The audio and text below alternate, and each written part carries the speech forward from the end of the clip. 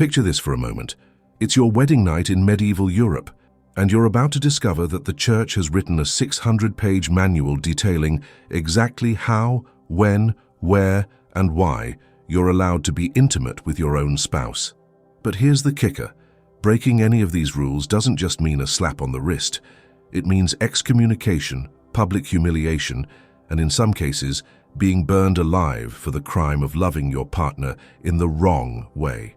Welcome to medieval Christianity, where the Catholic Church had turned human sexuality into the most regulated activity in human history, where every kiss, every touch, every position, and every thought during intimacy was catalogued as either holy or damning, where priests carried detailed questionnaires to extract confessions about your most private moments, and where neighbors were rewarded for reporting suspicious sexual activity from married couples. Today we're diving into 7 church rules about sex that are so bizarre, so controlling, and so utterly insane that they'll make you question how our ancestors managed to reproduce at all.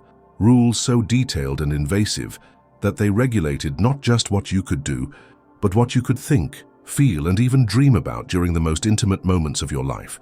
Prepare to discover why medieval confession booths were essentially sexual interrogation chambers, why certain days of the year made marital sex equivalent to murder, and why the church developed classification systems for sexual positions that were more detailed than modern medical textbooks.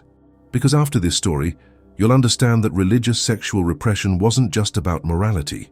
It was about total psychological control over entire populations through the manipulation of their most basic human needs. Let's start with something that will immediately blow your mind. The Church's Conjugal Calendar of Sin, a comprehensive scheduling system that made approximately 180 days per year completely off-limits for marital sex, turning intimacy into a logistical nightmare that required advanced planning and ecclesiastical consultation. The medieval church had determined that married couples could only have sex on exactly 185 days per year. The remaining 180 days were considered so sacred that sexual activity, even between legally married spouses, was equivalent to desecrating holy ground and could result in excommunication or worse. The prohibited days included every Sunday, 52 days, the entire 40 days of Lent, the entire 24 days of Advent, every feast day of major saints, approximately 45 days, every day of menstruation, assumed to be 4 days monthly for 12 months, the entire period of pregnancy, up to 9 months, and the entire period of breastfeeding, up to 2 years. Additionally, couples had to abstain for 3 days before receiving communion, which for devout Catholics meant several additional days monthly. But here's what will really make your brain explode. The church didn't just expect couples to memorize these restrictions. They issued official calendars marked with safe and forbidden days, and priests were required to quiz married couples during confession to ensure compliance. Parish records from Canterbury Cathedral show detailed logs of marital transgressions, where couples were punished for having sex on forbidden days, even when they claimed ignorance of the prohibition. The penalties for violating the sexual calendar were severe. Records from the Diocese of Paris document cases where couples were forced to separate for months, required to perform public penance, including wearing signs declaring their lust, and in extreme cases, having their marriages annulled for repeated calendar violations. One particularly devastating case from 1467 involves a merchant couple who were excommunicated and lost their property because they had sex during Advent while the wife was unaware she was in the early stages of pregnancy. The church declared that their triple violation, Advent plus pregnancy plus insufficient penance for previous calendar violations, made their union an abomination before God. The church had developed a detailed taxonomy of sexual positions with specific moral classifications that would make a modern anatomy textbook seem simple by comparison. Only one position was considered completely moral, while all others were classified into various categories of sin, some punishable by death. The only approved position was what they called natural position of procreation. Man on top, woman on bottom, face to face in complete darkness, with minimal movement, no sounds, and completion as quickly as possible. Any deviation from this exact configuration was considered unnatural and therefore demonic. Positions where the woman was on top were classified as inversion of divine order and were considered equivalent to witchcraft because they allowed women to usurp male authority in the sexual act. The punishment for this was typically public flogging and separation of the couple for 1 year. Side-by-side positions were classified as confusion of gender roles and were believed to cause children to be born with mixed or unclear gender characteristics. Rear entry positions were classified as bestial imitation and were considered equivalent to sodomy, punishable by burning at the stake. The theological reasoning behind these classifications was elaborate. Church scholars had determined that the natural position aligned with divine hierarchy, man above representing heaven, woman below representing earth, face to face representing the spiritual connection required for procreation, and darkness representing humility before God. Records from the Spanish Inquisition show that couples were tortured to confess the specific positions they had used, and many were executed for unnatural congress that turned out to be positions that modern couples would consider completely normal. Perhaps the most psychologically damaging rule was the complete prohibition of sexual pleasure, even between married couples. The Church taught that any enjoyment during sex was evidence of moral corruption and could damn both partners to eternal hellfire. Couples were expected to perform sexual acts with the same emotional state as performing any other unpleasant but necessary duty, like cleaning sewage or treating wounds. Men were instructed to think about death, disease, or their sins during sex to avoid experiencing pleasure. Women were told to pray continuously throughout the act and to focus on the pain of future childbirth. The Church had developed specific tests to determine if couples had experienced prohibited pleasure. Confessors were trained to ask detailed questions. Did the act last longer than necessary for conception? Did you move more than required for penetration? Did you experience warmth or tingling? Did you desire to continue after completion?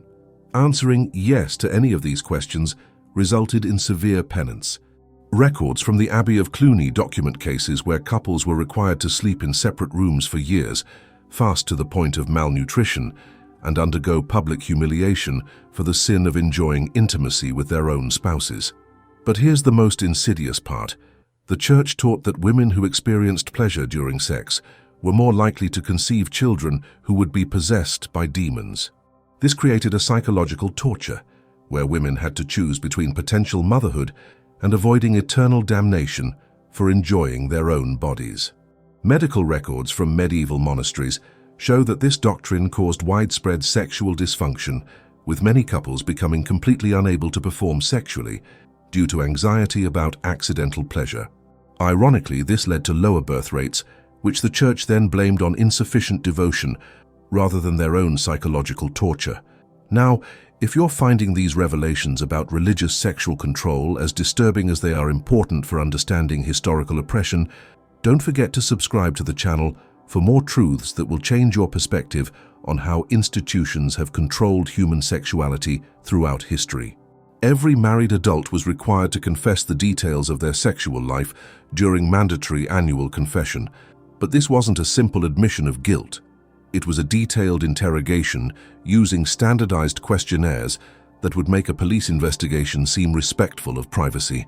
Confessors carried manuals with over 200 specific questions about sexual activity. These included: how many times did you have congress with your spouse this year? What was the average duration of each act? Did you touch any part of your spouse's body unnecessary for procreation?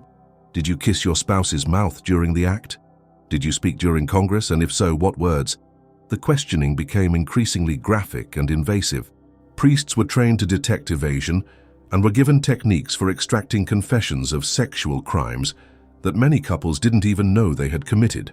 The manual Confessional included diagrams showing confessors how to position themselves to observe the penitent's physical reactions to determine if they were lying about their sexual practices. But the most devastating aspect was that these confessions were recorded in detail. Church archives contain thousands of these intimate records, documenting not just frequency and positions, but also the emotional state, level of pleasure, and physical sensations experienced by married couples during their most private moments. These records were used for more than just spiritual guidance. They were cross-referenced to determine which couples were sexually deviant and needed additional supervision, which families might produce corrupted children, and which individuals should be excluded from positions of authority in the community. Women face particularly invasive questioning about their physical responses, their thoughts during sex, and their dreams about sexual activity. Records from the Diocese of Toledo show cases where women were accused of witchcraft based solely on their sexual confession responses, particularly if they admitted to experiencing pleasure or having sexual dreams. The Church had established detailed prohibitions against any sexual activity that wasn't directly necessary for penis and vagina penetration. This included kissing, except briefly on the lips, touching, except what was minimally necessary for penetration, and any form of caressing or intimate contact beyond the absolute basics. Oral contact with any part of the body below the neck was considered equivalent to bestiality and was punishable by death. This included not just oral sex, but any kissing of the chest, stomach, or limbs. The reasoning was that humans were created in God's image, and defiling the divine image with oral contact was a form of blasphemy. Manual stimulation of genitals, even by one's own spouse, was classified as a form of masturbation and carried the same penalties as adultery. Couples were forbidden from touching each other's genitals except for the minimal contact necessary to achieve penetration. Extended embracing or caressing was considered evidence of excessive lust and could result in accusations of making the marriage bed into a place of sin. The Church taught that any physical affection beyond what was absolutely necessary for reproduction showed that the couple was prioritizing carnal pleasure over spiritual duty. Records from the Inquisition show numerous cases where couples were punished for excessive touching during marital relations. One case from 1489 documents a couple who were publicly flogged because the husband confessed to stroking his wife's hair during sexual activity. The psychological impact of these restrictions was devastating. Many couples reported that they felt like they were performing a medical procedure rather than expressing love, and many marriages were destroyed by the terror of accidentally showing too much affection. The Church considered any sexual release outside of approved marital relations to be a serious sin, including involuntary releases during sleep. This led to a systematic monitoring of men's nocturnal emissions that turned teenage boys and young men into suspects in their own bedrooms. Monastic communities developed detailed protocols for monitoring night sins. Young men were required to report any wet dreams to their confessors, who would then determine if the dream content indicated spiritual corruption. The assumption was that truly pure men would not have sexual dreams, so any nocturnal emission was evidence of sinful thoughts during waking hours. Parents were instructed to check their sons' bedding regularly and report any evidence of nocturnal emissions to church authorities. Boys who showed excessive frequency of wet dreams were subjected to increased supervision, restricted diets, and sometimes physical restraint during sleep. The Church developed elaborate theories about what caused nocturnal emissions. Rich foods, warm beds, sleeping on one's stomach, and even thinking about attractive people during the day were all considered contributing factors that required correction. Boys were put on restricted diets, forced to sleep on hard surfaces, and subjected to cold water treatments to reduce their carnal heat. But the most psychologically damaging aspect was the shame and fear this created around normal sexual development. Records from cathedral schools show that young men frequently developed severe anxiety disorders, depression, and even suicidal thoughts due to their inability to control natural bodily functions that the Church had defined as evidence of moral corruption. Perhaps the most invasive rule was the requirement that communities actively monitor and report on the sexual behavior of married couples. This created a network of sexual surveillance that made private intimacy virtually impossible. Neighbors were encouraged and sometimes required to report suspicious sexual activity they might observe or hear. This included sounds that lasted too long, movements of beds that suggested excessive passion, or any evidence that couples were having sex during prohibited times. Servants were given specific instructions about what to observe in their employers' bedrooms. They were required to report evidence of unnatural positions determined by the arrangement of bedding, excessive frequency determined by various physical signs, and any conversation that suggested the couple was planning sexual activity for pleasure rather than procreation. Innkeepers were required to report on the sexual behavior of married guests, including the duration and frequency of activity in their rooms. Records from medieval inns show detailed logs of sexual activity that were regularly submitted to church authorities. The church even established rewards for sexual informants. Communities that successfully identified and reported sexual deviance received tax breaks, religious privileges, and protection from church investigations. This created a culture where neighbors competed to spy on each other's most intimate moments. The psychological impact of living under constant sexual surveillance was devastating. Couples developed paranoia about their own natural desires, anxiety about normal sexual responses, and terror about expressing genuine affection for each other. And if you're feeling overwhelmed by the scope and invasiveness of this sexual control system, and need to process the fact that entire societies lived under this kind of intimate surveillance, definitely subscribe for more revelations about how institutions have used sexual repression as a tool of total social control. But here we arrive at the most disturbing realization of this entire exploration. These rules weren't aberrations or mistakes made by a few extreme individuals. They were systematic policies developed and implemented by one of the most powerful institutions in human history, affecting millions of people across centuries. The Church's sexual regulations weren't primarily about morality or spiritual purity. They were about establishing total control over the most private aspects of human life. If an institution could dictate how, when, and why people could be intimate with their own spouses, then there were no limits to its authority over human behavior. This sexual control was the foundation of all other forms of social control. A population that had learned to suppress their most basic instincts out of fear of divine punishment was a population that could be controlled in any way the religious authority deemed appropriate. Historical records show direct correlations between the intensity of sexual repression and the level of social obedience, political submission, and acceptance of authoritarian policies. Communities with the strictest sexual regulations also had the least resistance to oppressive taxation, forced military service, and restriction of other civil liberties. The effects of this systematic sexual oppression extended far beyond the bedroom. Generations grew up with completely distorted concepts of love, intimacy, and human connection. The repression of natural sexual expression created societies where cruelty was normalized, where authoritarian control was accepted as natural, and where basic human warmth was viewed with suspicion. Studies of historical documents show that societies with the most intense religious sexual repression also had higher rates of violence, more frequent civil wars, and more brutal treatment of marginalized populations. The suppression of sexual humanity created a broader suppression of human empathy and compassion. So there you have it.